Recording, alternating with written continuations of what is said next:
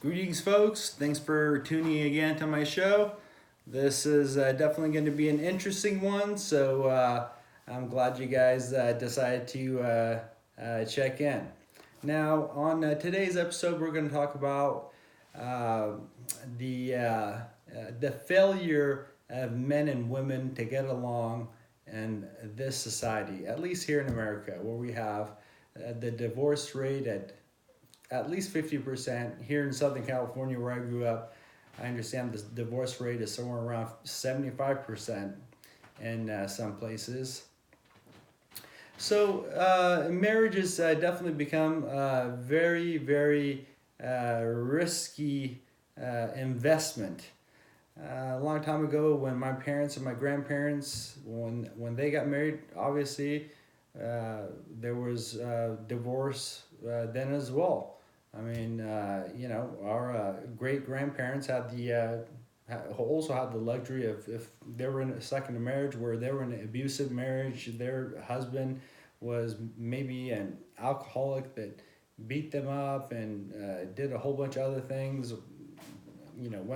Went crazy on her, or the other way around. They had the option of getting a divorce. Now that wasn't the norm. That was the divorce was there basically for just in case, for a safety net, in case this marriage doesn't work out, which we're hoping it's going to do. We're hoping it's going to work out. We're hoping you guys are going to be married for the rest of your lives. If something bad were to happen, there's always this last resort, this divorce that you can take. I kind of feel as if today it's kind of similar, but the roles are opposite in the sense that now when you get married, you don't think, well, this is probably going to be for life. There's a small chance I'm going to get a divorce. You think to yourself, well, chances are great. Chances are strong, 75% chance that I'm going to get a divorce. But there is a 25% chance that this is going to last. And out of all the marriages that we know that haven't ended in divorce, we just have to ask ourselves this question: how many of those marriages are happy marriages?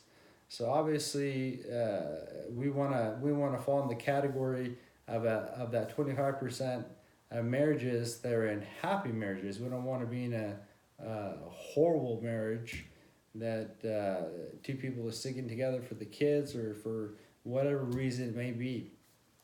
And I'm sure if you think about yourself, you think about all the friends you know that are married and actually happy versus the people you know that are married unhappily. I think the unhappily married people will definitely outweigh the happily married people. So, nevertheless, since we obviously don't want to fall in the category of the divorces and that 75%, and we want to fall inside the 25%, which is the happy marriages. Let's say roughly half the marriages are happy marriages. Now, most people will disagree with that. Most people will say that bad marriages are actually more than half. But let's for the sake of argument, say it's half. Half the marriages out there are very unhappy marriages, and the other half are happy marriages. So, out of the 25% left, you're gonna get a chance of maybe so I don't know, 90% chance, something like that, of a failed marriage, roughly 10% chance of a happy marriage. Now, I like to use this example. If we were going out on a cruise, and right before we went out on the cruise, the captain would to say, or over the speaker, that there's always just a general kind of a warning. There's always a 1 in a whatever 10,000% chance that this ship is going to sink and we're going to wind up like the Titanic. Not that they ever heard somebody say this on one of these cruises. We would think to ourselves, okay, well, that's I guess a gamble we're gonna take, but we're more than willing to take this gamble because of the statistics. But if that same captain came down to your bunker all drunk, and he said, you know what, I'm in a really bad way here. Something is really going wrong with me in my life. This ship, before it set sail, a lot of the things that are supposed to be inspected haven't been inspected. I understand there's a huge leak downstairs where the motors are, the engines are, with the power fluid or whatever it is leaking out of there. Obviously I don't know much about mechanics, but there's something wrong. There's something really wrong with this boat, and I'm going to give it a 75% chance that we're not going to make it to this tropical vacation island that we're headed to. Now, even though you want to make it to that tropical island, we're going to quickly get off that boat. We're not going to cross our fingers and take the risk that everything's going to wind up fine and dandy, and we're going to make it there safely. Now, of course, sinking to the bottom of the ocean isn't exactly the same as a failed marriage. It's a more extreme type of example, but I think you can understand what I'm talking about, the type of thing I'm talking about here. Now, with a sunken boat, unless you get on a raft or something like that, there's a good chance you're going to be killed. Well, with a divorce, the chance that you're going to die isn't that great. But let me tell you, there's a really, really good chance that some of your health may fail. There's actually a chance that you may die. There's a lot of people who, after divorces, have committed suicide, gone through deep bouts of depression. Put yourself in a man's shoes. What if he divorced his wife and he's paying for not only his child support, that usually the custody goes to the mother. I mean, there's exceptions to the rule. But since she gets the child, and she gets custody of the child, and she maybe gets the home that you guys used to live in.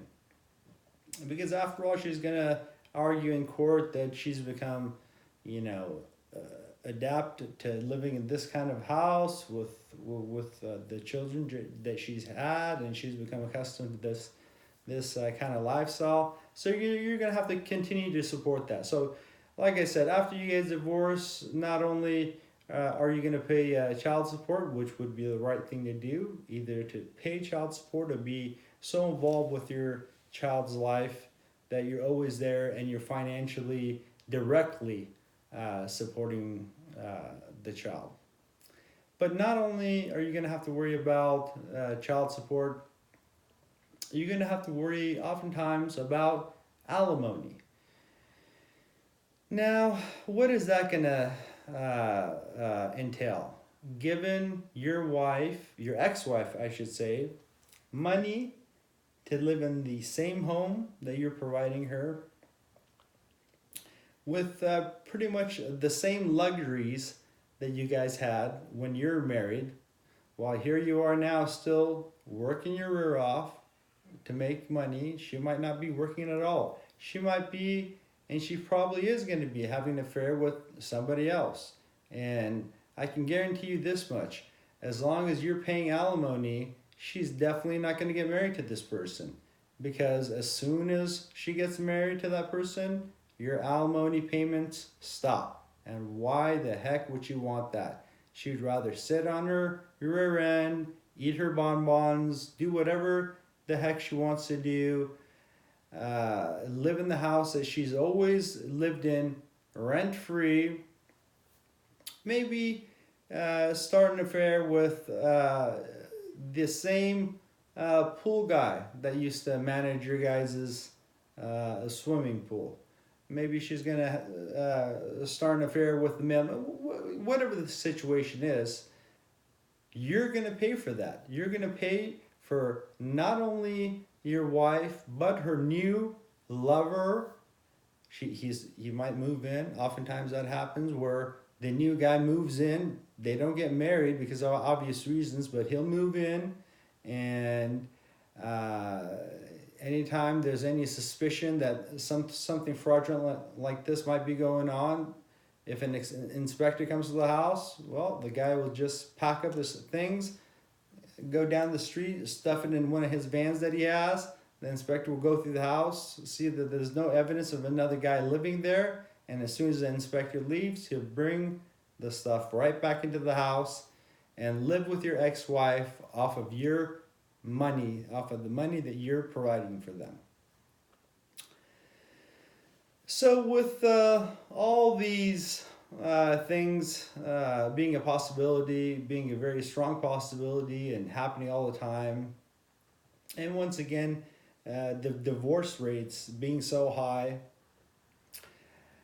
when it comes to getting married, I'm 41 years old, and as I said before, I haven't gotten married. I'm very pessimistic about the idea of getting married. Now, that doesn't mean that I don't want to fall in that, what we said, maybe 10% or 12% of happy marriages.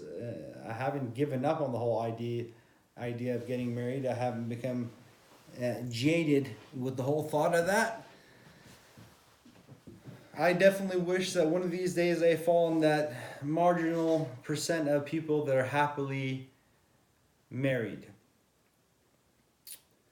But I'm not going to hold my breath.